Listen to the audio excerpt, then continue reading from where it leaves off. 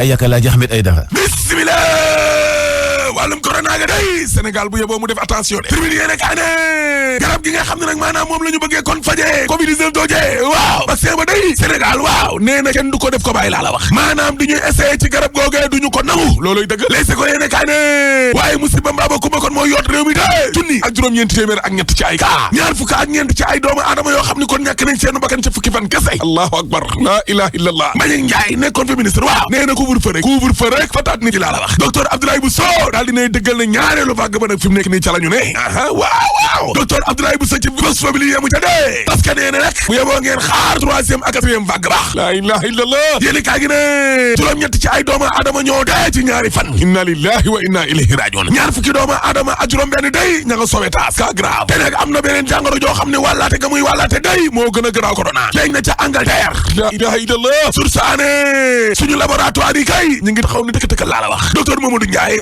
nee na jàngoro ju bees yoojee balaa ñu caay ëdd di ca wax dañ ci am ay xibaar yu wóor ca dëgg ba nuppi si looloy dëgg yéene kaay daaw da càmmi ne gis nga pharmacie nationale d'approvisionnement waaw ak agence de couverture maladie universelle day comme xaj ak muus maar di taali waaw gis nga affaire marché wu ki de jale yi si nga xam ne kon moom lañ fi doon wax noonu mbir mi damul dikku laa la wax pharmacie nationale bi day la mu waxoon waa semi dañ nekkoon du ca dal ay la ilallah direct news de ñaareelu vague corona ba day France ci boppam waaw moo ñuy tuur ay jàngoroom lii Covid plus la moo tax ministre affaires étrangères bu bees bi la di Aïssata Tall Sall war naa dakal nag musiba mbaaba kumba bii jëm kon ci suñu kaw ay faux test ay faux négatif testé boo sàgganee dana toj suñu frontières yi te mën nañoo jural nag ay junni ci ay doomu aadama yu dee allahu akbar yéene kaay ko jogoy fay gi ne dama ne la tëj leen frontières yi laa la wax te ngeen surveiller suñu jeunes yi lée Mauritanie moom a ngay toj Mauritanie ngay explosé critique yéene kaay ne mesure barrières yi nga xam ne respecté wuñ ko waaw corona bàyyi naay way samba xoolal ma vidéo story 2 heures du matin bu jotee daal mooy ubbi nañ ko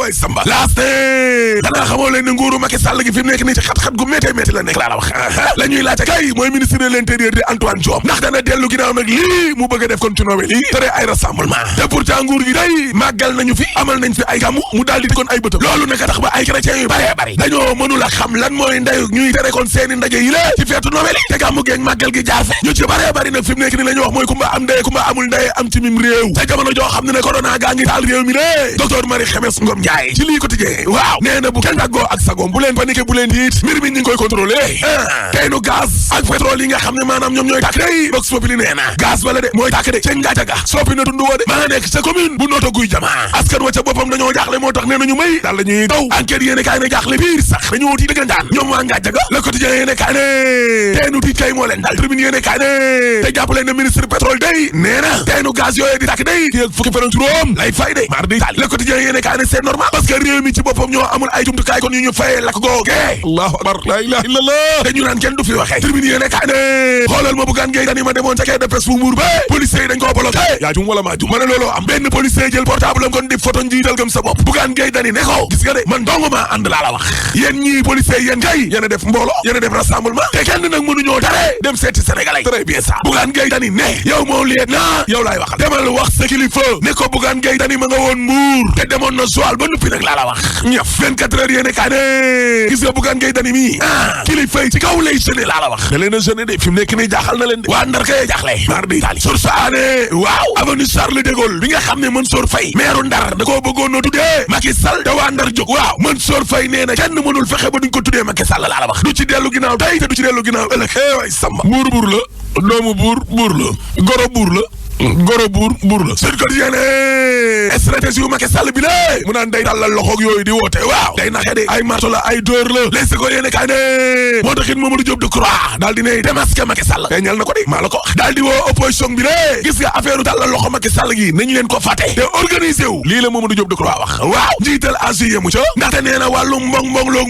muuslu calcul politique yii dana mës a këpp ci kaw Macky Sall ak nguuram gi laa la wax rakku Macky Sall ba di Aliou Sall day ci Le Quotidien yéene kaay nee na réew mi daal boo ko fee buur deli la moom Aliou Sall mi la ci la yéene kaay nee na en tout cas Guédiawaye man maay patron bi bu la neexee te Alaaji Malick Gakou moomu day li ko war mooy jébal ma ay nitam na ma jox militant am yëpp man Aliou Sall ma géré leen way samba Aliou Sall ne man candidat la te yaakaaruma ne Malick Gakou mi dana nekk candidat léegi nag li ma koy ñaan mooy Malick Gakou mooy mu def comme na mu defoon 2014 rek ñëw jàppale suñu coalition bi ñu am ndam Aliou Sall ne Mimi Touré nag suñu camarade la mën naa yëkkati ay kàddu yoo xam ne day safaanoo ak ñi nekk ci majorité bi loolu kese la Samuel Sarr ci Libération yéene kaay ak Dakar Times waaw nee na madame Aminata Touré les caprices duñ intellectuel malhonnête waaye di doy Samuel Sarr ne kay parce que Aminata Touré mi ay bëgg-bëggam nag da koo mujj romb oui ay ambition yoo xam ne day luxi ba Samuel Sarr ne te Aminata Touré mi bañ ko dàqee ca primature ba léegi nii dafa mer laa la wax waaw te mi nag war naa xam ne nekkatuñ ci jamonoy campagne électorale laa la wax te yàlla te Aminata Touré kat waxul dara lu dul troisième mandat du fi amee Ngunda Fall kan ci réew mi quotidien waaw nee na gis nga buñ ko jaaree ci wàllum justice juridiquement Macky Sall mën naa amaat ñaareelu mandat wu 5 ans Ngunda Fall kan ne waaye na conseil constitutionnel kase moo ca mën a yëy yàbbi jë Dakar Times 2019 2024 waa lii premier la wala deuxième mandat la looloo jara laaj professeur Jacques Zonke nee na conseil constitutionnel mais tontu na ca paragraphe 30 ba ne mandat Macky Sall ba lay 7 ans ya bokku ca kon Macky Sall mën naa présenté waat Seybani Sougou ne loolu fake news la 2016 conseil constitutionnel mësta validé troisième mandat wu Macky Sall laa la wax parce que conseil constitutionnel day ba muy tontu na ci paragraphe 19 20 26 29 30 32 lan moo tax ñu bëgg a seppi kon 30 boobee ne limitation des mandats lay wax waaye waxul lii ba maître Souleymane Makodou Fall day nee na Macky Sall mën naa laajaat kon beneen mandat 2024 mu niru si ne du dëgg ñaareelu disposition article 27 ba day ci constitution bi waaw daa écarté kon Macky Sall mi ci troisième mandat professeur Babemba Sy ne déedéet nee na problème mu rétroactivité mën ta tere Macky Sall laajaat réew mi professeur Babacar Gueye ne 2024 waaw bu ko bëggee day candidature am mën nañ koo jël ndax mën naa amaat ñaareelu mandat consécutif bu 5 ans lii nag mooy tës nag xoolal def leen lu leen neex ak lu constitutionnaliste yi wax dara suñu pétrole bi moom kenn mënu koo fàtte parce que suul gaz du ko tere xeeñ te troisième mandat dañ ko fii tere rek boo paree ma ne la alaaji tëjal Pastor Office gën ci mobilier gone yi defoon sàngara si moo koy jaay moo ko fi indi moo koy jaay waaw dégg nga loolu léegi ko yéene kaay ñëw ak ñun ci junni ak juróom-ñeent fukk ak ñett ci ay cas ci benn fan ci fukki fan ñaar fukki doomu aadama ak ñeent yoo xam ne danoo dee loolu yéen xoolal Mamadou Diop Decroix li mu wax démasqué ne Macky Sall de mu ne ko lan feeñal na ko lu mu ko wax woote yeegi dara muus loog mbong léegi yooyu yëpp gis nga calcul yeeg muus lii day këpp ëllëg ci kaw Macky Sall lay këpp dialogue guddi gi mani ak nguuram léegi nag opposition bi nañ tourné page ay dialogue ak retrouvailles yëpp te organisé wu lii la njiital agi wax Le Soleil yéene kaay ñëw ak ñun ci comité de pilotage dialogue national Famara Ibrahima Sagna ngay def la point gis nga Le Quotidien yéene kaay ñëw ak ñun ca lakk ga teenu gaz ya lakk Aliou Sall nag nee na bokk ak Macky daal bon mitti na ko daal bokk ak Macky mujjee bokk ak moom dafa mujjee métti dégg critique yéene kaay ñëw ak ñun ci corona bàyyi naay xoolal bu doos doore 2 heures du mat bu 2 heures du matin jotee rek gaa yi ubbi ko feeseel waaw dégg nga loolu laa seeni kaay ñëw ak ñun ci Macky xat-xat bu rëy le gouvernement bi nekkee instant bi déggoo ma de xam nga mooy xat-xat bi est-ce que màggal jaar na fi kenn waxut gàmmu jaar na fi kenn waxut terewuñu ay rassemblement Noël bi dikk ñu bëgg koo tere ñu tëj yéen ci ay chrétien dinañ dem ba jàpp ne kumba am ndey kumba amul ndey dafa am ci même réew boo di compter oui ba xam nag Antoine Diome dana ci dellu ginnaaw waaw wala déet looloy laaj wax li ci kanam Aliou Sall nag nee na Géejawaay moom mooy patron bi moom Aliou Sall moom Géejawaay la muy wax Malick Gakou nag bariwul mooy nitam ya fa ne na leen Malick Gakou déversé yebbil na leen yebbil ay nitam Aliou nee na dina leen gérer waaye léegi bu fekkee moom Géejawaay soxla ku ko yebbil dëgg waaw kay yaa ko tontu dégg nee na Gakou daal gëmul ne Gakou dina nekk candidat pour conseil départemental bi ñëw bu dee dañoo supprimer Vili dégg kon nag Gakou na def comme li mu defoon 2014 yebbil ñëw jàppale coalition bi ñu gagné jël ay nitam yebbil ko Aliou nee na dana leen gérer Gakou nag mën na fee nekk di yebbilaate rek waaw du ma ci débat non maa ci débat man mi te débat dégg nga loolu voilà vision sociale u Macky Sall moom la Omar Sow di wax Habib Niang rang de citoyen d'honneur la waa ko ñiem waaw kay Marème Faye Sall ngi nii ak ay miru ñunga Diouf Sarr Mamadou Talla Sadikh Bey Ahmed Aïdara Kouthia Adji Mbergane Kanouté primé ku ci nekk te la ngay yëngu yaa jël pay kay baax na dégg nga loolu dégg nga enquête yéen kaay monsieur le maire ñëw ak ñun ci tiitaange ga nga xam ne moo am ta nga jaga ak teen ya doon tàkk direct news nañu France nag corona plus moom la ñu yebbil ay test faux test dégg nga loolu mi ngi nii faux négatif test faux test frontières yi ubbeeku Aïssata Tall Sall war naa wax. gaa yaa ngay jóge bitim réew di ñëw. Sénégal de l'extérieur. Mauritanie ngay explosé. wala des affaires étrangères. Dakar Times ñëw ak ñun ci voilà. c'est le même débat ba commencé. le mandat en cours 2019-2024 premier ou deuxième mandat waaye léegi laaj bi moom mooy loolu premier la wala deuxième mandat. voilà loolu réponse bi la ñuy xaar quoi monsieur le professeur. voilà. professeur alors yéen ñu nekk ci Zik FM jàppale na monsieur le maire nekk na léegi professeur Ahmed Aïdara gàddu na big bi jàkkaarloo écran bi mag bi di génne nag article yi. door ban article nga xëy doore. voilà ñii. ay borom yi xam-xam lañ. ku si nekk wax na ci. Jean-Marie Zonke ñëpp xam nañ ko. Seybani Sougou ñëpp xam nañ ko. maître Souleymane Kodou Fall xam nañu ko. Mounirou Sy xam nañ ko. professeur Babacar Gueye xam nañu ko. professeur Pape Demba Sy xam nañ ko.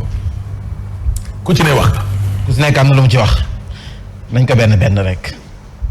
donc dañ ko def benn ku si nekk lu mu wax. dégg mais ci journal bi lay ñëw de balaa ma koy tas. en tout cas Zonke nee na. conseil constitutionnel tontu na Macky Sall. ba mu ko laajee ci référendum mooy li ñu waxoon fii. 30 ba. déggoo ma de. est-ce que booy bi mënuma di ma ko jox fii. 30 di ma leen jox fii. dee ma leen jox fii may gëstu. jox ñu luñ jox. MDF. ñu nekkoon fii. mooy yooyu noonu te di dagg ko benn par benn. Zonke nee na ca paragraphe 30 ba la tontu. la tontu moom. oui. dégg nga loolu maanaam 7 ans. ah kay. Zonke. mu ne. dégg nga Sougou maanaam mooy 7 ans. non Sougou la indi maanaam 7 ans. 7 ans. 7 ans. voilà 7 ans. Zonke moo nekk. bokku ci. Le Conseil constitutionnel, dans sa décision numéro 1C 2016 du 17 février 2016, avait répondu qu'au regard de la pratique constitutionnelle et des précédents, le mandat en cours au moment de l'entrée en vigueur de la loi de révision, par essence intangible, donc, et hors de portée de la loi nouvelle. Paragraphe 30 des motifs. Des motifs. En conséquence, avait-il ajouté dans son dispositif la loi nouvelle sur la durée du mandat du président de la République ne peut pas s'appliquer au mandat en cours. Autrement dit, le mandat en cours, gis nga ko, est écarté du champ du nouvel article 27. Cela signifie qu'on ne peut pas le comptabiliser comme l'un des deux mandats autorisés par l'article 27. moom kon li mu wax moo di mandat bi nga xam ne moo nekk ni bokk ca. non bokk ci c'est le maire. leer na. donc Seybani Sougou ne 7 ans ba bokk ca. donc premier mandat ma. léegi Seybani Sougou indi ko. Seybani Sougou mooy fenoo sànq. moom dafa ne fake news am na ñuy dawal.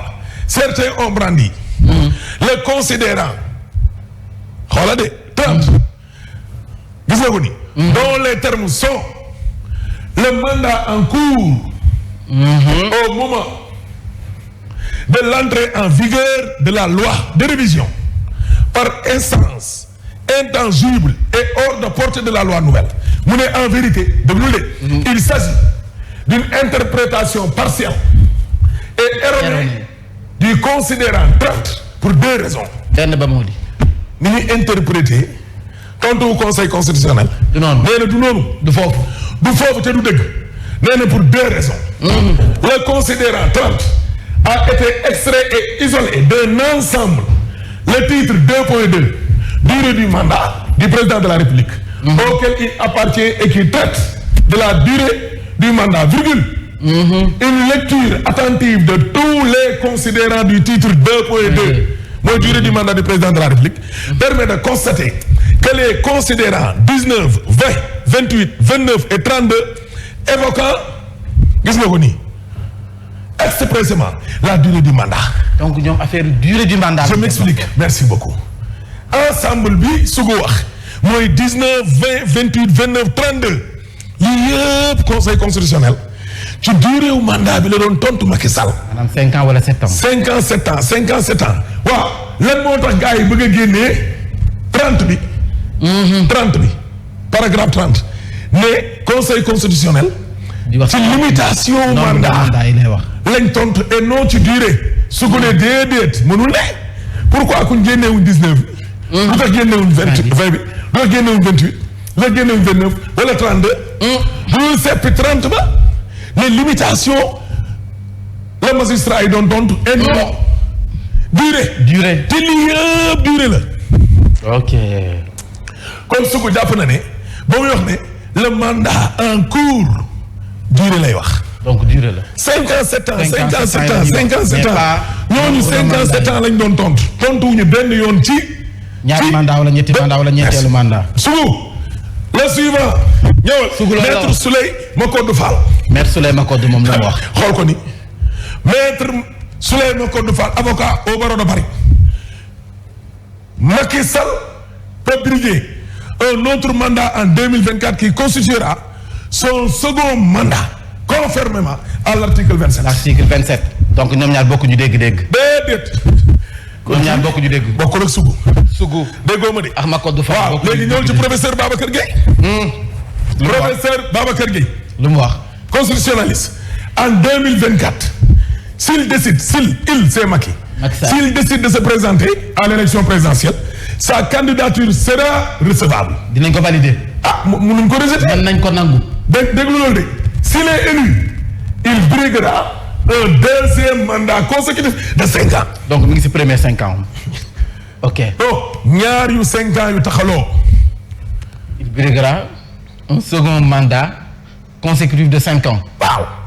waaw mais constitution bi moom monsieur le maire dafa ne nul ne peut exercer plus de 2 mandats consécutifs wala dafa ne nul ne peut exercer 2 mandats de 5 ans exécutifs.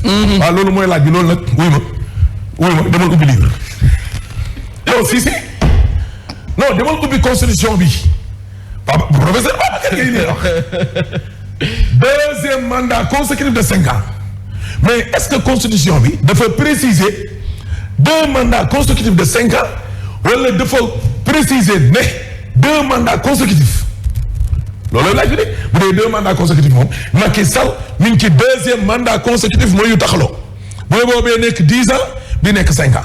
waaye su dee na constitution bi dafa préciser ne 2 mandats de 5 ans. 5 ans dégg nga Zonk nii nee na bu doon conseil constitutionnel dafa nanguloon Macky Sall li mu bëggoon.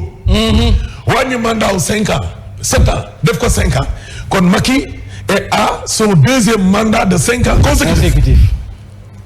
waaye conseil constitutionnel da koo bañoon bàyyi 7 ans mu dem te 5 ans la ñu wax mais est-ce que la constitution parle de 5 ans. de 5 ans.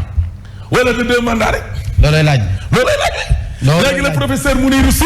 ate Mounirou lu mu wax. dégg la seconde disposition de l'article 27. de la constitution écarte toute possibilité pour Macky Sall de briguer un 2e mandat. kii moom un 3e mandat. kii moom ak Mimi Touré ñoo bokk gis. oui mënul ne. ak Moustapha Diakhaté. mënul ne. Macky Sall mënul am 3e mandat. selon Mounirou Sy fan la sukkandiku. ci 2e wala seconde disposition article 27. article 27. écarté na Macky. wuy ma. nul ne peut exercer plus de 2 mandats consécutifs. ça c'est clair. Macky def na 2 mandats consécutifs. jaajëf. professeur Pape Demba Sy. ana keneen ka. moo ci des. professeur Sy. mu ne lan. mu ne sur la réduction du mandat. wàññi waat naa gi. am na ku la fi may 19 ci commentaire nee na xam naa ne bu doon classé commentaire 19 lay may. merci professeur. le problème de la rétroactivité. gis nga ko ni. on ne peut pas s'opposer à lui. kon Macky mën naa def 3e mandat. mooy fàttaliku bi quoi. dellu si waat. non c'est que man léegi daal monsieur le maire. non Sénégal professeur Babacar Gueye ngi nii. ñoom constitutionnaliste yi si boppam. voilà kii Zonk wii la wax.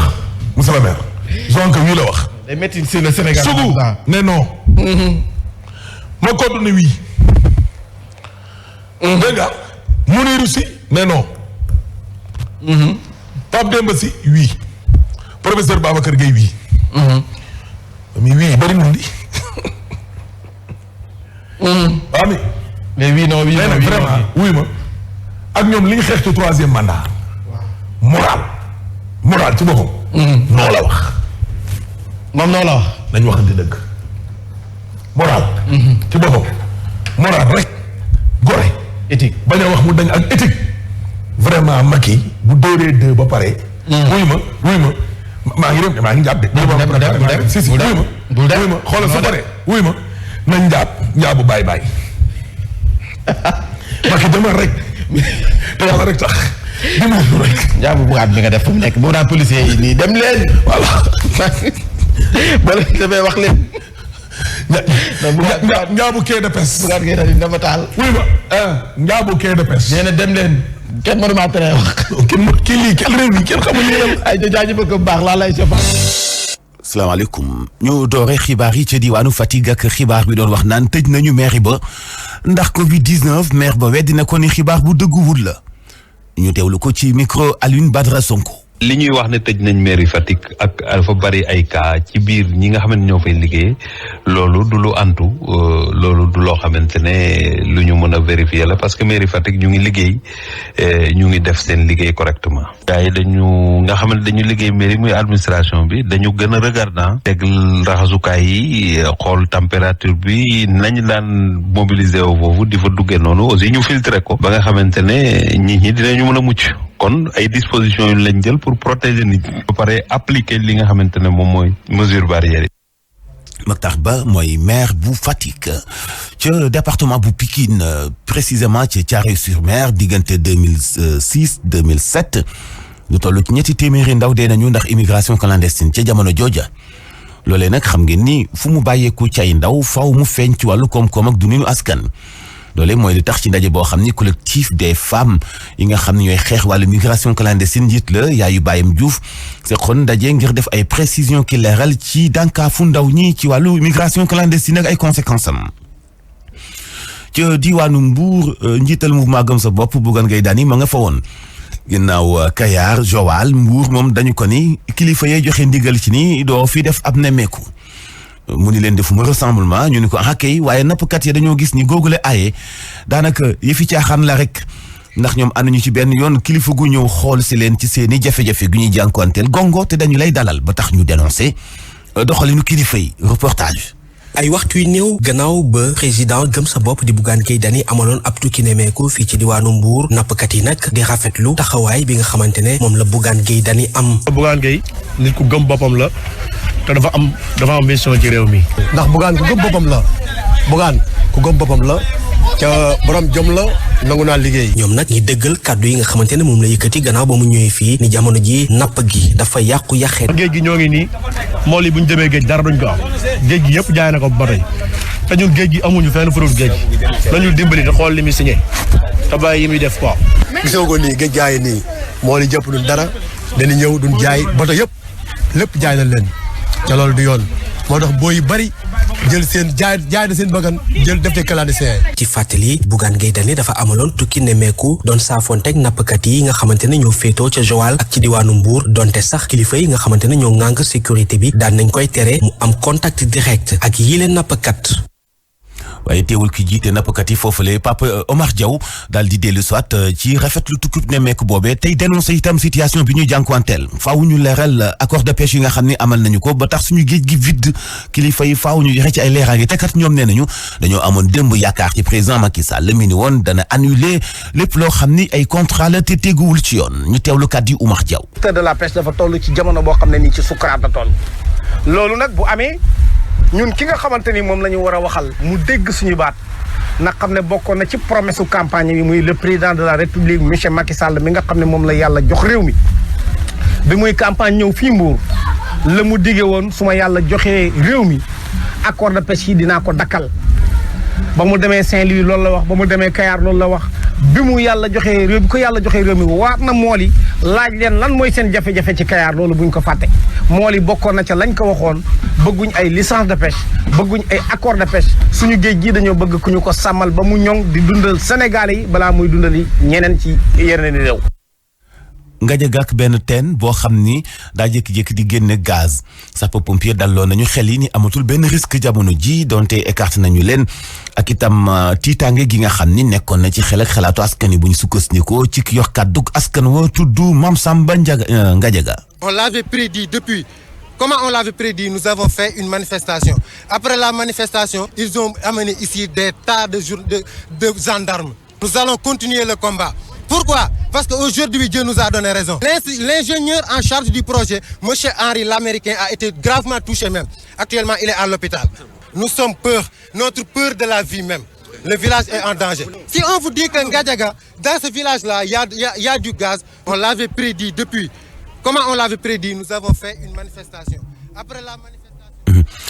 tubaab la ngeen jéggal ma ñu wax ci wàllu développement ak itam li nga xam ni mooy mix énergétique fële ci diwaanu Pikine nag la ñu réceptionné di ñetteelu mini centrale solaire boo xam ni war naa am capacité 10 mégawatts ñu daal di koy implanté ci fi nga xam ni mooy grande mosquée bu Pikine mu nekk ñetteelu mini centrale boo xam ni jubluwaay bi mooy fexe nit ñi mën a am courant surtout énergie renouvelable loolee doon lu ñu gis ni mun na am taxawaay bu am solo ci li ñuy xeex muy changement climatique ñu fekk fa Younoussa Baldé. mini centrale bi mooy ñetteel gi ni mel ginnaaw mini centrale yu lycée bu Thiaroye ak lycée bu Seydina Limamou Laye ñu ngi ko samp fii ci grande mosquée bu Pikine mini centrale bi nag am na capacité gu toll ci 10 kilowatt te ñu ngi ko jëndee lu ëpp 100 millions ak juróom Abdoulaye Timbo mooy maire bu Pikine. loolu nag ñu jublu ci wàññi payu courant bi ci biir grande mosquée bi waaye jublu ci it participer ci li ñuy wax émission de gaz à effet de serre ñu ngi koy wàññee. ci xayma ñetti mini centrale yu ñu implanté fii ci Pikine am nañu capacité gu toll ci 85 kilowatts objectif bi mooy fexe ba développer lu ñuy wax mix énergétique ndax wàññi facture pétrolière bi waaye it tamit wàññi li ñuy wax émission en CO2. bëgguñu yem ci ñett yi ñu defagum rek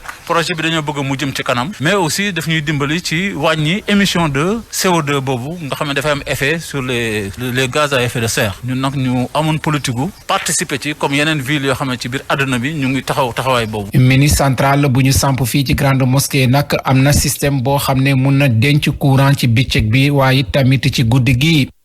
Younoussa Baldé maa ngi lay jaajëfal ñu wax ci wàllu environnement ak bis bi nga xam ni journée d'investissement humain la ñu defoon ko ca sëgu Yoff yu mag yi nekk fii ci Dakar muy set setal ba am solo boo xam ni ay association ak ay bonne volonté ñëpp ngir bàyyi xel ñi ñu jiitu ci setal seen tëraay grand serigne de Dakar Abdoulaye Makhtar Diop ma nga fa woon rafetlu itam volonté population bi Alassane Baldé. bëri woon na ay association yi nga xamante ni ñëw nañu ci woote bi nga xamante ni comité de gestion salubrité bu cimetière Yoff daal na ngay woote ci bés bi nga xamee ne ñi ngi ko jagleeloon wàllu cet lu weesu Ale Casa ak réseau ànd liggéey mu mel ni association pro famille bu ancien international bi di Badara Kébé daal nañ foon teew. xam ni engagé nañ ko depuis le 1er novembre ñu ngi ci tey daanaka mooy suñu 8e week-end ku boobu ba léegi nag ñu ngi ci parce que cimetière yi dafa yaatu 26 hectares la. lancer message fépp fu waay nekk am na ay cimetière na jeunes yi taxaw.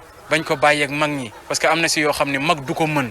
Khady Diop Sow nekk présidente réseau ànd liggéey moom jàpp ni setal bërëb boobule dafa di waree fu ku ne. environnement bi dañ ko war a tenir moo propre parce que aussi foo xam ne ay doomu aadama ñoo fay dajee surtout tamit ay jullit tëdd fi ñu nekk ay jullit environnement boobu kenn du ñëw duñ ko defal ñu ñoo war a mën a jóg defal ko suñu bopp. teewee bile bés grand serigne Abdoulaye Makhtar Diop moom daal di rafetlu taxawaayu ndaw ñi ci fànn googee. mairie Dakar bi nga xam ne. soo am war di moo fa nekk Babacar Sadikh Seck yor responsabilité cimetière yi mais bu fekkee ne sax ngeen cee taxaw xaalis boobu maire yi mën na ko jënd ci xale yi ay kay dugal ko feneen. moom grand serigne sax daat ci porox ndoll di sàkku rek ci sénégalais.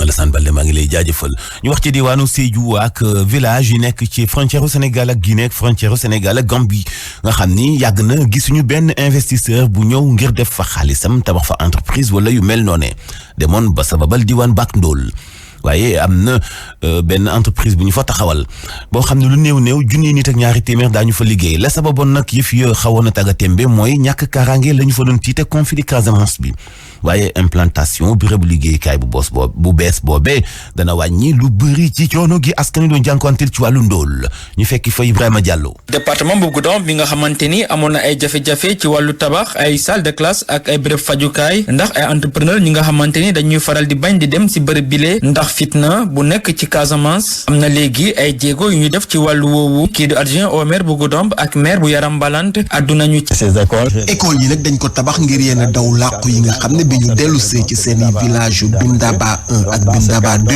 c'était l'une des rares communes. bokkoon nañ ci yenn communes yu néew yi nga xam ne ba léegi amuñu woon poste de santé suñu diggante ak Guinée Bissau daanaka genn wàllu kilomètre dong la Kanjo Mangana nekk commune bu nekk ci département bu Bunkiling jege lool lii di suñu frontière ak Gambie mu ngi xaarandi tam ñu àggali tabax bu ñuy tabax seen bërëb fajukaay bi. mais suñu amee malade Gambie dañ koy yóbbu. say balaa ñuy opérer doom bi dee. infrastructure yi la ñu ngi leen di réaliser ci wàllu mise en œuvre PADES ku ko jiite mooy madame Diop Aïssatou Ayoba. ndaw ñi dañoo soxla ay jumtukaay ngir mën a faju wala ngir ñu mën a dem jàngi suqali koom-koomu réew mi. à travers la mise en œuvre d'activités économiques. PADES mi nga xamante ni dafa am xemmemteefu xeet lii di ndool ci gox-goxaan yi ci phase mu njëkk bi dina jagleel ay bourse économique lu tollu junni ak ñaari téeméeri bénéficiaires. Sédhiou Ibrahima Diallo Zik FM.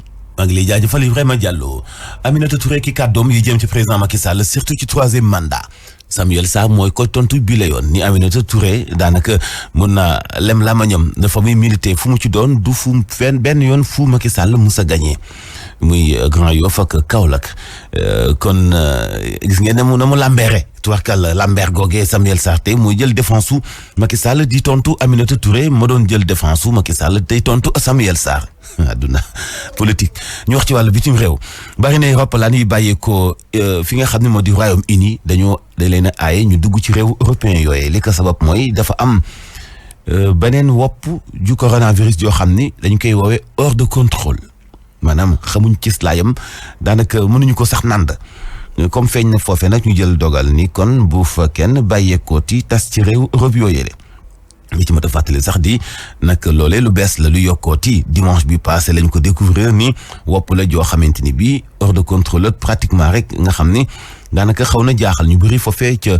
Angleterre ci coronavirus ak na muy manifesté woo kon xëy na wuute woon nag coronavirus ba ñu xamoon xëy na daa am rak ndax 2020 bi mu ngi jeex fukki simili ak ñeent toftaloo ci juróom-ñetti waxtu. Voici Trafic News. situation tali bi Aba. oui Hadj Mansour. Aba naka situation tali bi. voilà progressé nañ Hadj Mansour jaar nañ ci yenn ak rek jaax nañ fi moom mooy sur l'avenue Thiandoum foofu la fekkee rek bàyyi ko intersection bu jëm commissariat bu Grand Yoff jafe-jafe foofu la tàmbalee xam nga travaux BRT bi tax na ba rawatina intersection bu nekk foofu la sur les 2 voies de Liberté d'extension foofu bëri na lool ay déviation ak ay jafe-jafe su ko defee aussi ñu ko weesu woon nga choix soit nga jël 2 voies Liberté fii yaa ngi jëm ci li nga xam mooy du côté de la place UVC jëm plancher du jaune wala foofu nga jël avenue Fadel Aziz yaa ngi jëm du côté de Xaar Yàlla jaaree noonu utiliser des eaux foofu la aussi des complications dina oto yi nga xam ne dañoo bàyyi ko du côté de l'échangeur de Anagement Sow.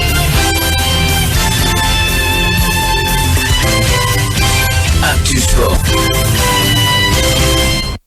Sport ñu ànd ceeg Baye Mante Mboub salaamaaleykum. maaleykum salaam El Hadj Mahamadou Mansour Diop. ñu doore ko championnat d'Afrique bu judo Mbagnick Ndiaye daal dinay conserver li nga xam mooy titre champion d'Afrique bu Sénégal kon classé nañu ko 6e place. waaw démb nag la ñu ndax képp lu jëm ci ñeent fukkeel ak benneelu édition bu championnat d'Afrique ñu doon amal foofu ci Antananarivo ca Madagascar Sénégal bi nag di Mbagnick Ndiaye moom nag dafa nekkat champion d'Afrique ci catégorie plus de 100 kilos bu conserver lu jëm ci wàllum titre am gannaaw nag boobu la titre Mbagnick Ndiaye beneen doomu Sénégal tamit ràññeeku na ci boobu le championnat d'Afrique muy Monica Sagna moom mi la nag ab médaille de bronze la am jëm nag ci plus de 78 kilos yi par équipe nag Sénégal moo nekk vice champion d'Afrique am lu jëm ci wàllum médaille d'argent bi kon ñu jàpp ne nag ci classement lu jëm nag ci boobu le championnat d'Afrique Égypte moom nag moo nekk ci bopp bi ak juróomi médaille ñoom ñu ne nag seen médaille yi sax daanaka seen góor yi ñoom ñoo jël yooyu la médaille Maroc nag moo nekk si ñaareelu position bi ak juróom-ñetti médaille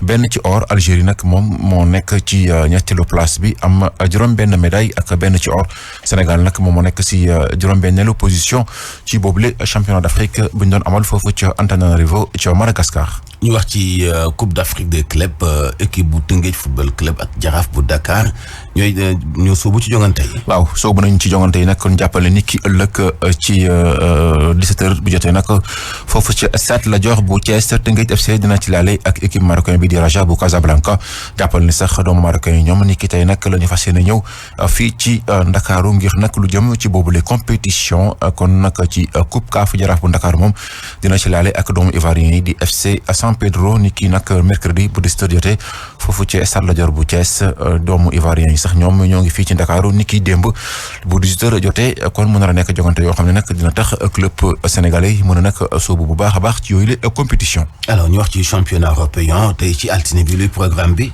ca Angleterre fukk ak ñeenteelu bëccëg bi tey lañ koy ndax képp jàppal ne bu 17h30 jotee Burnley dina si dalal ñii di waa Wolverhampton 20h nag Chelsea bu ñoom Edouard Mendy mooy laale ak ñii di waa West Ham ca Super League turque tey la ñuy ndax képp lu jëm seen fukk ak ñeenteelu bëccëg 16h Konyaspor mooy dalal